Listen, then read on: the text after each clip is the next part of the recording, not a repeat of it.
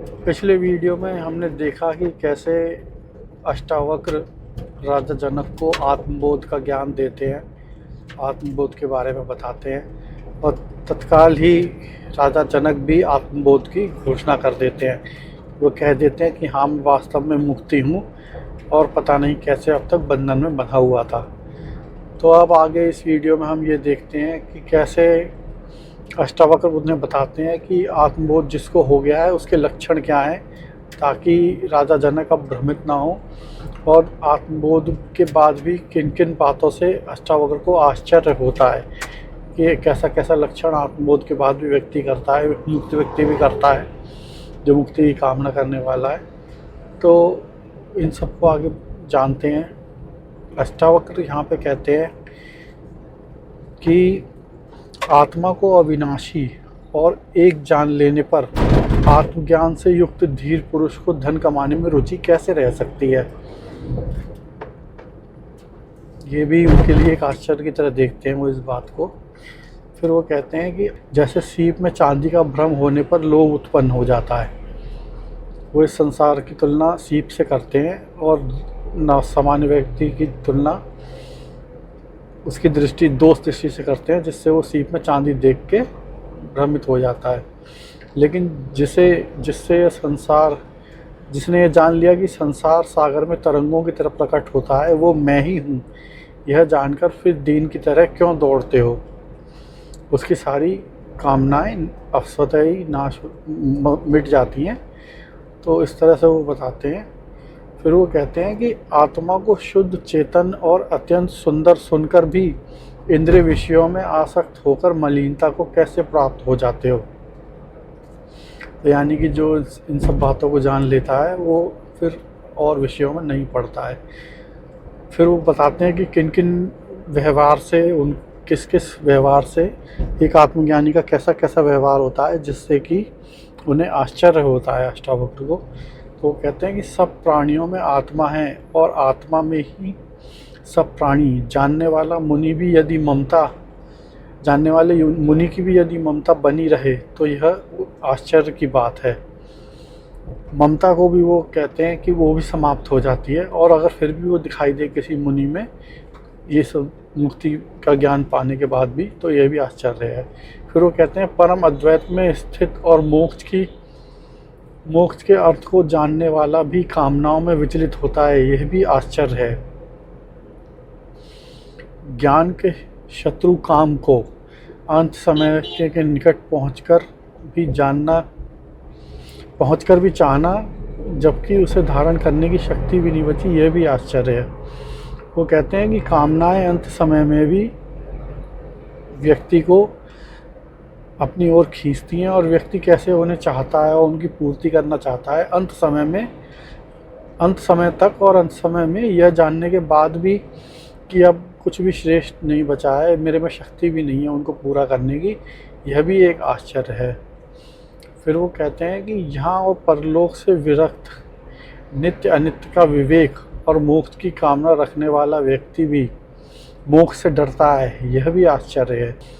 जो सदा केवल आत्मा को देखता है, न आदर मिलने में पीड़ित होता है, न प्रसन्न होता है, न क्रोधित होता है, वैसा व्यक्ति ही उनकी नज़र में एक सच्चा मुक्त व्यक्ति है। जो अपने सक्रिय शरीर को भी अन्य शरीरों के समान देखता है, उसे प्रशंसा निंदा कैसे विचलित कर सकती है। आत्मबोध जिसको है उसके लक्षण वो बताते हैं। फिर वो कहते हैं कि इस संसार को माया मात्र जानने वाला जिज्ञासा रहित धीर पुरुष निकट आई मृत्यु से भी कैसे भयभीत होता है।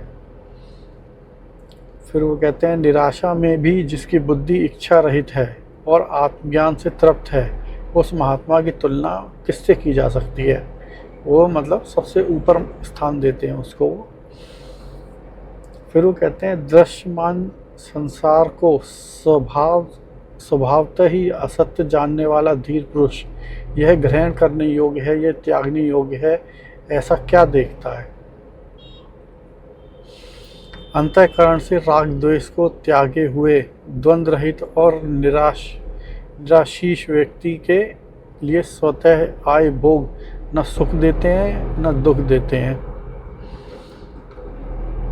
तो यहाँ पर उनके कहने का मतलब है कि अंतःकरण में जो राग द्वेष जिसने त्याग दिया है, तो वो अपने कर्मों को एक तरह से, मतलब जो भी उसके सामने फेस करता है, वो कर्मों के रिज़ल्ट कह लो उसे या प्रारब्ध कह लो उसे, तो उनसे वो न सुखी होता है न दुखी होता है। फिर वो आगे बताते हैं कि आत्मज्ञानी धीर पुरुष संसार के भोगों को केवल खेल की तरह देखता है। संसार का बोझा ढोने वाले मूल व्यक्ति से उसकी कोई समानता नहीं होती। मतलब उसके लिए सब कुछ खेल हो जाता है, एक संसार एक। जिस पद को पाने की इच्छा इंद्र आदि देवताओं को भी है, उस पद में स्थित होने के बाद भी योगी जो है वो हर्षित नहीं होता है। ये योगी के लक्षण अब वो बता रहे हैं आगे। वो कहते हैं कि आत्मा को जान लेने वाले के अंतःकरण को पुण्य पाप स्पर्श नहीं करते, जैसे आकाश धुएं से अस्पर्शित रहता है। जिस महापुरुष ने स्वयं को ही संपूर्ण जगत के रूप में जान लिया है, उसे स्वेच्छा से वर्तमान में रहने से कौन रोक सकता है। यानी कि वर्तमान में रहता है, ना वो भूत के विचार करता है ना भविष्य में खोया रहता है, वो वर्तमान में रहता है और इससे उसको कौन ही रोक लेगा। यानी कि वो विचलित भी नहीं होता है। तो ब्रह्मा से लेकर कण तक समस्त प्राणियों में केवल आत्मज्ञानी ही इच्छा और अनिच्छा को पूर्ण परित्याग करके रहता है। या यूँ कह लें कि वो इच्छा और अनिच्छा को पूर्ण परित्याग कर सकता है। दोनों क्षमताएं केवल उसके अंदर ही होती हैं। जो आत्मा को अद्वैत और जगत को ईश्वर जानता है, उसके लिए कहीं भी किसी भी स्थिति में या किसी से भी कोई भय नहीं रहता है। यहाँ उन्होंने लक्षण बताए उस व्यक्ति के जो मुक्त है। फिर उसके बाद वो बताते हैं कि तुम्हारा किसी से भी वास्तविक संबंध नहीं है, तुम शुद्ध हो, फिर त्यागने के लिए क्या ही है। इस झूठे संयोग को गलाकर अपने स्वरूप में ही लय को प्राप्त हो जाओ।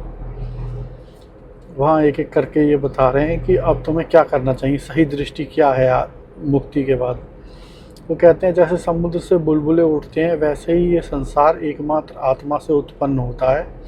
यह जानकर उसी आत्मा में लय को प्राप्त हो जाओ। यद्यपि ये संसार दिखाई देता है, फिर भी वास्तव में असत्य है। शुद्ध तुम में इसका अस्तित्व वैसा ही है जैसे रस्सी में कल्पित सर्प। अपने को सुख दुख में समान, पूर्ण आशा निराशा में समान, जीवन मृत्यु में समान जानकर अपने स्वरूप में ही लय को प्राप्त हो जाओ। तो यहाँ पे वो बताते हैं कि किन किन बातों में तुम्हें लय में यानी कि डिज़ोल्व करना है, किन किन चीज़ों को, और किन किन बातों में तुम्हें समानता रखनी है।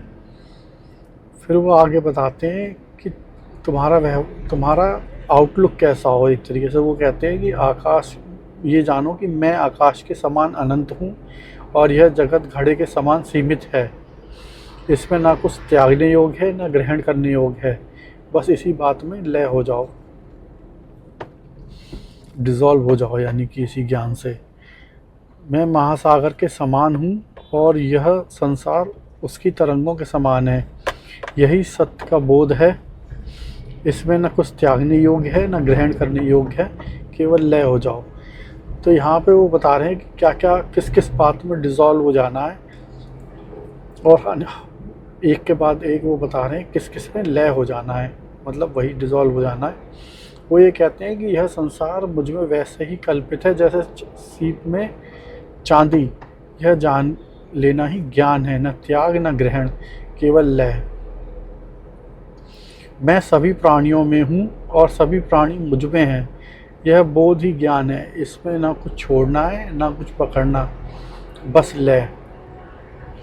तो यहाँ पे उन्होंने बताया कि क्या क्या ज्ञान है, क्या क्या बोध है और किस में डिज़ोल्व हो जाना है तुम्हें, मतलब क्या सही दृष्टि है। बाकियों को छोड़ना है और उसको एक तरीके से उसमें डिज़ोल्व हो जाना है, उसको भी पकड़ना नहीं है, उसको बस बोध स्वरूप स्वीकार करना है और उसमें लय हो जाना है। तो यहाँ पे इसे समाप्त करते हैं, फिर अगली वीडियो में देखेंगे कि राजा जनक क्या बोलते हैं इसके बारे में।